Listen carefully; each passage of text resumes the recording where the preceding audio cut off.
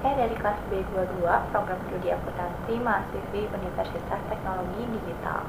Di sini saya akan mereview kembali atau mempresentasikan materi ketiga dari mata kuliah Sistem Transaksi Keuangan Digital yang berjudul Computer Fraud dan Cyber Security. Computer fraud adalah perbuatan melawan hukum yang dilakukan memakai alat bantu komputer sebagai objek, baik untuk memperoleh keuntungan ataupun tidak dengan merugikan pihak lain.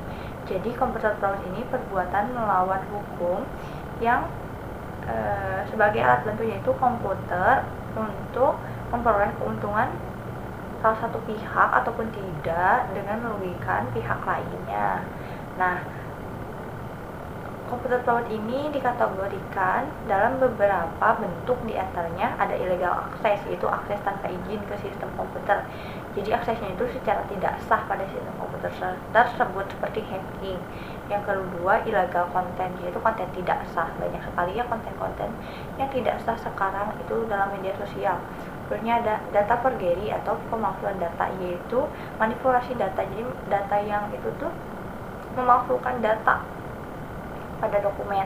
Selanjutnya ada spionase cyber atau mata-mata ini biasanya terjadi pada persaingan bisnis. Terus ada data theft, yaitu mencuri data. Selanjutnya yang terakhir ada misuse of device, menyalahgunakan peralatan komputer itu untuk misalnya mencuri atau data orang lain ataupun dan sebagainya. Apa sih faktor-faktor yang menyebabkan terjadinya kejahatan komputer atau computer fraud ini? Yang pertama, akses internet yang tidak terbatas. Saat ini kita dapat mengakses internet dengan sangat mudah dan hampir tidak terbatas itu, sehingga menyebabkan dapat terjadinya kejahatan komputer. Selanjutnya, kelalaian pengguna komputer ini tuh karena kurangnya pengetahuan tentang bagaimana menggunakan komputer dengan baik.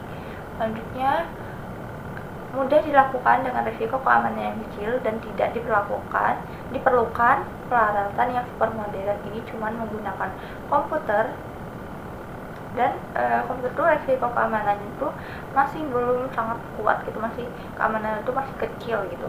Selanjutnya, para pelaku merupakan orang yang cerdas. Nah, dalam menggunakan sistem komputer ini harus menggunakan orang-orang yang cerdas sehingga dia dapat mengakses seperti hacking dan lain sebagainya. Selanjutnya, sistem keamanan jaringan yang lemah. Nah, ini tuh menyebabkan mudahnya terjadi kejahatan pada komputer.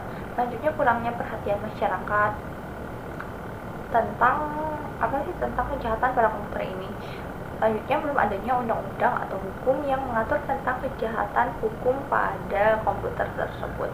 Nah, apa sih jenis-jenis penipuan yang ada dalam computer fraud ini? Yang pertama, phishing, mencuri data pribadi lewat telepon atau email. Ini tuh banyak sekali biasanya tuh dari link ataupun apa ya.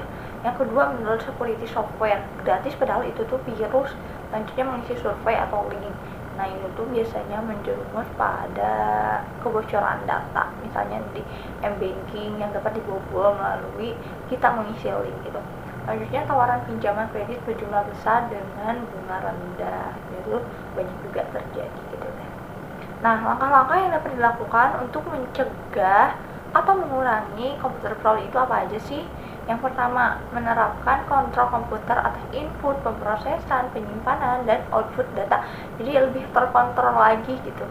Yang kedua, perbaiki bug perangkat lunak dan perbaiki sistem secara teratur agar sistemnya tuh tidak error dan memiliki keamanan yang cukup gitu. Selanjutnya, audit eksternal dan internal untuk pengendalian dan pengawasan. Yang terakhir ada kembangkan kontrol internal yang kuat. Jadi harus dari internalnya dulu nih yang kuat, baru akan terjalin sistem komunikasi yang aman gitu. Selanjutnya ada cyber security. Apa sih cyber security? Cyber security adalah keamanan informasi yang diaplikasikan kepada komputer dan jaringannya agar dapat mencegah penipuan atau mendeteksi adanya usaha penipuan di sebuah sistem yang berbasis informasi. Jadi itu keamanan informasi pada suatu sistem komputer. Nah, jenis-jenis cyber security itu ada cloud security, yaitu keamanan cyber untuk menghindari pencurian data. Yang kedua ada network security, itu keamanan jaringan untuk melindungi aset perusahaan. Selanjutnya ada application security, yaitu contohnya ada password. Nah, jadi untuk